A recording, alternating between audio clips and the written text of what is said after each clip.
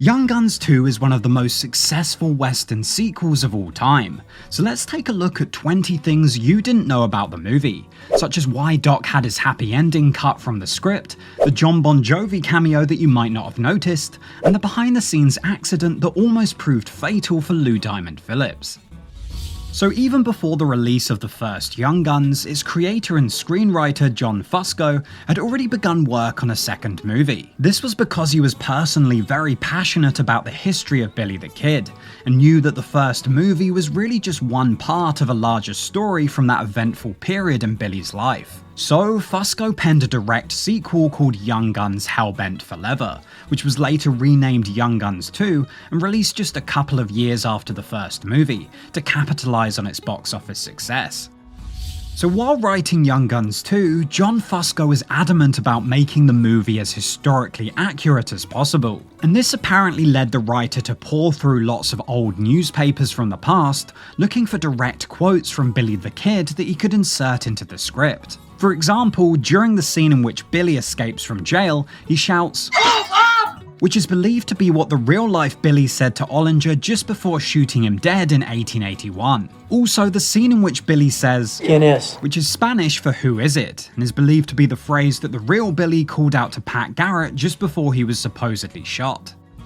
Following the release of the first Young Guns, Emilio Estevez was not actually all that impressed with how the movie turned out, having hoped it would be more like Sergio Leone's Once Upon a Time in the West. However, when the actor was asked to return for the sequel, he immediately agreed, saying, "I had no hesitation, I was delighted, because I felt I could right some of the wrongs of the first one, that we could make a truly great Western, in the tradition of the Westerns that I loved growing up." Estevez even watched the 1973 film Patt Garrett and Billy the Kid for inspiration, and made an effort to portray Billy as more mature, vulnerable and sensitive in the sequel, so as to help the audience better connect with the character. And in his mind, this extra effort paid off, as Emilio Estevez much preferred Young Guns 2, saying, "In this one we created characters, we have a story that you can follow, we created characters that the audience cares about." So it turns out that not all of the original regulators were as keen as Estevez to return for Young Guns 2. For instance, when Lou Diamond Phillips was asked to reprise his role, the actor was initially pretty hesitant until he heard about the story, saying, "I had my doubts about doing a sequel until I read the script. It was quite exciting for me to read that script and say, you know what, I think we can do it better. I think we can do something exceeds what we started in the first one." Another regulator who was reluctant to return was Kiefer Sutherland, as doing so would create a scheduling conflict for him as an actor. So Sutherland apparently agreed to reprise his role as Doc on the condition that his character is killed off at the Stinking Springs shootout. Now, given how big of a priority historical accuracy was to John Fusco, he apparently wasn't very keen on the idea, considering that the real-life Doc lived to the age of 80 and died a respectable man in Texas. Fusco had even already written a scene in the script where Doc rides off to Texas to settle down with his bride. But in the end, Fusco didn't really have any other choice but to agree to Sutherland's request, and rewrote the script so that Doc dies, creating a distraction for the gang to escape. So over the course of the second movie, Billy forms a new gang of regulators that included quite a few new faces. The first of which is Arkansas Dave Rudabaugh, an infamous gunslinger and outlaw who joined the regulators after the Lincoln County War. And the actor Fusco picked to play Dave was Christian Slater, an upcoming young talent who had just broken onto the scene with roles in The Legend of Billie Jean and Heathers, making Young Guns 2 one of his first big-budget movie roles. And upon accepting the part, Fusco gave the actor a lot of reading to do in order to research his character, which ultimately informed his performance as one of the most capable regulators in Billy's gang, who also just happened to be one of the least dependable. Also joining the gang for the sequel was Alan Ruck as Henry William French, who never actually existed, and was in fact a composite character of two other real regulators, called Henry Brown and Jim French. And the role proved really valuable for Alan Ruck, who got a chance to showcase his ability to tackle more serious, grounded roles following his breakout comedic performance as Cameron Fry in Ferris Bueller's Day Off. Also, another late addition to the Regulators was Balthazar Getty as Tom O'Folliard, who was in fact a member of the real-life gang and was much more of a close friend and confidant to Billy than Young Guns 2 makes out. Now, as easy as it is to forget, Patt Garrett did actually make a brief appearance in the first Young Guns, played by Patrick Wayne, who was actually the son of John Wayne. However, for Young Guns 2, he was replaced by William Peterson, who was delighted to be cast in a western, saying, "I figured I'd been training most my life for it. I was playing cowboys when I was 3, and I'm not sure I ever stopped." Now, it's still not entirely clear why Wayne was replaced by Peterson, but either way, the actor made the role of Patt Garrett his own, having done a lot of historical research to ensure that his portrayal was as accurate as possible.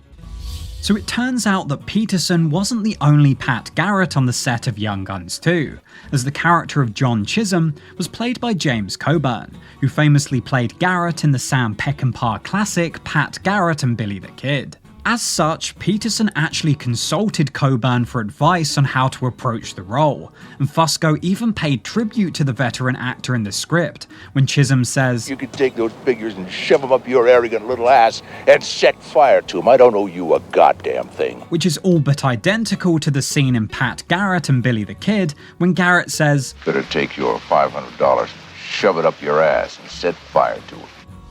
Now, regardless of which Young Guns movie you think was the best, Young Guns 2 felt very distinct from the first movie. And a big reason for this was that director Christopher Kane didn't return for the sequel, and instead was replaced by Jeff Murphy, a New Zealand director best known for The Quiet Earth, who went on to direct The Last Outlaw and even acted as a second unit director on the Lord of the Rings trilogy. So as you would expect, Murphy brought his own unique style to the sequel, injecting it with a lot more action and a much faster pace.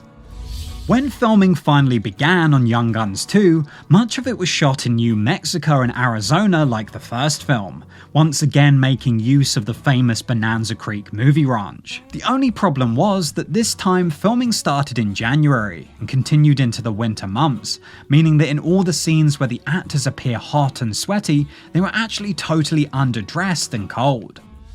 Now, easily the biggest setback that occurred during the filming of Young Guns 2 was the horrific accident that Lou Diamond Phillips experienced while filming. And this all began when the actor was informed last minute that they would be shooting an unscripted getaway scene, in which Phillips was required to ride down an alley wearing a severed noose and handcuffs, which Emilio Estevez was supposed to shoot. The only problem was that because the scene wasn't planned, Phillips had to ride a skittish horse, while wearing an authentic noose rather than a fake breakaway one. So when it came time to film the scene, Estevez fired his prop gun, and unintentionally caused Phillips' horse to bolt, sending him flying backwards onto the ground. However, as he fell, the noose he was wearing got caught on the horn of his saddle, meaning that Phillips was dragged along behind his horse as it galloped off the set. And although the actor did all he could to try and free himself, he was ultimately helpless, badly breaking his arm and kneecap before the noose finally snapped, leaving him barely conscious and fearing for his life. But luckily, the crew were quick to reach him, at which point Emilio Estevez immediately took charge, insisting the medic give Phillips morphine before lying beside his pal and holding his hand for an hour, until a helicopter could finally airlift Phillips to hospital. And once he arrived, the actor was immediately rushed into surgery, temporarily halting production on Young Guns 2. However, after 2 weeks in hospital and 6 weeks of physical therapy, Lou Diamond Phillips thankfully made a full recovery. But even so, the infamous unscripted scene was never reshot, and the rumour is that the sequence in which Dave stabs Chavez in the arm was added in order to hide the fact that Phillips was filming the rest of his scenes with a broken arm. So despite all the mishaps on set, Emilio Estevez did his best to keep the mood light behind the scenes, carrying on the prank war that he started with his fellow regulators during the first movie. So just before Kiefer Sutherland filmed his bathtub scene, Estevez slipped a Baby Ruth candy bar into the water, which later ominously floated to the surface in front of Sutherland and the rest of the crew when they were shooting. However, the actor saw the funny side, as all of the cast were good friends in real life, which clearly showed in their camaraderie on screen. Now, you'd be forgiven for not realising that the elderly brushy Bill Roberts at the start of the film is actually played by Emilio Estevez, but obviously with a whole lot of makeup. However, this was not always the case, as the producers were dead set against Estevez playing an older version of himself, believing that it would be far too obvious that it was him. So the actor apparently took it upon himself to hire a dialect coach and a makeup artist to help him transform into Brushy Bill. And upon doing so, Estevez wandered off set in costume and managed to trick a group of strangers playing dominoes outside, which impressed the studio so much that they eventually allowed Estevez to play Brushy Bill in the movie, who in fairness does look and sound completely unrecognisable. So while scripting the first Young Guns, writer John Fusco would listen to the John Bon Jovi song Wanted Dead or Alive on repeat, with the cast often playing it on set while filming. So during pre-production on Young Guns 2, Emilio Estevez reached out to Bon Jovi for permission to include the song on the soundtrack. However, the musician didn't feel that the song's lyrics really fitted the movie, and instead agreed to write a new, totally original track called Blaze of Glory, which he felt was much more in keeping with the film's setting and story. Bon Jovi even went as far as to recruit legendary musician Jeff Beck to play lead guitar on the song, which absolutely blew up upon its release, hitting #1 on the Billboard Hot 100 and winning multiple awards, as well as being nominated for an Oscar for Best Original Song in a Movie that year. So what started as a favour and a bit of a novelty resulted in one of the most popular songs of Bon Jovi's career, while providing Young Guns 2 with a perfect anthem that has helped keep the movie relevant in pop culture many years after its release. Now, as iconic as Blaze of Glory was, Young Guns 2 also benefited from an excellent score from composer Alan Silvestri, who in the same year composed the score for Back to the Future 3, before going on to work on films such as Forrest Gump, Castaway, and The Avengers. And while composing Young Guns 2, Silvestri made sure to work closely with Bon Jovi, blending rock elements into the overall score to cleverly tie Blaze of Glory into the larger musical identity of the film. So after everything that Bon Jovi contributed to Young Guns 2, it makes sense that the musician would be offered a cameo in the movie. And so, in the pit rescue scene, you can actually spot him playing a dirty, long-haired prisoner who ultimately gets shot in the chest. Also alongside him is writer John Fusco, who cameos as one of the prisoners in the pit. So possibly as a result of its new director, Young Guns 2 proved to be a lot more provocative than the first movie, especially with the addition of characters like Jane Greathouse. And as such, her fellow prostitute Dove was actually played by adult film star Ginger Lynn. Also, when Billy admits to Doc that he made up the broken trail to Old Mexico, he reveals that he named it Blackbird after a biracial prostitute. But in reality, Fusco actually called it that in reference to a ZZ Top song of the same name.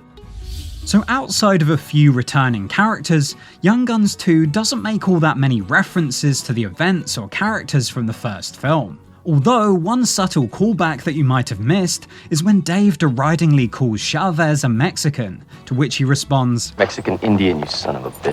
And this is exactly the same way he responded in the first movie, when he said, Mexican Indian, you son of a bitch. So when Young Guns 2 eventually released in August 1990, it opened alongside big hitters such as Ghost, Flatliners, and Die Hard 2. Yet despite this, the movie made $59 million on an estimated budget of $20 million, actually improving upon the $56 million that the first film made, with the sequel apparently being a big hit on video rental. It was also part of a real standout year for westerns, releasing alongside Dances with Wolves, Back to the Future 3, and Quigley Down Under. But despite Young Guns 2 being an undeniable commercial success, it went down a lot better with audiences than it did critics, who absolutely hated it. For example, Rolling Stone said, "The action and the acting are so listless that the only honest reaction to what transpires on screen is a healthy snore." Equally as negative about the film was the Washington Post, who called it a roundup of tired cliches and tired acting. Except for Sutherland and Peterson, Young Guns 2 is dull as beans and lazy as tumbleweed. But despite its poor critical reception, Young Guns 2 has garnered somewhat of a cult following, and is still a much-loved western over 34 years on from its release. Even Emilio Estevez himself is proud of how it turned out, saying, "It's just all round a better film. It's much grander, the music is better, we shot it in scope. I think that what we set out to do is make a better film, and I think we succeeded." In fact, Young Guns 2 and the larger franchise has had such a lasting impact on fans that the upcoming third movie sounds like a recipe for success, just as long as Emilio Estevez can find a way to finally get it made. But until then, let me know below what is your personal favourite Young Guns movie, and while you're here you might also want to check out this video right here.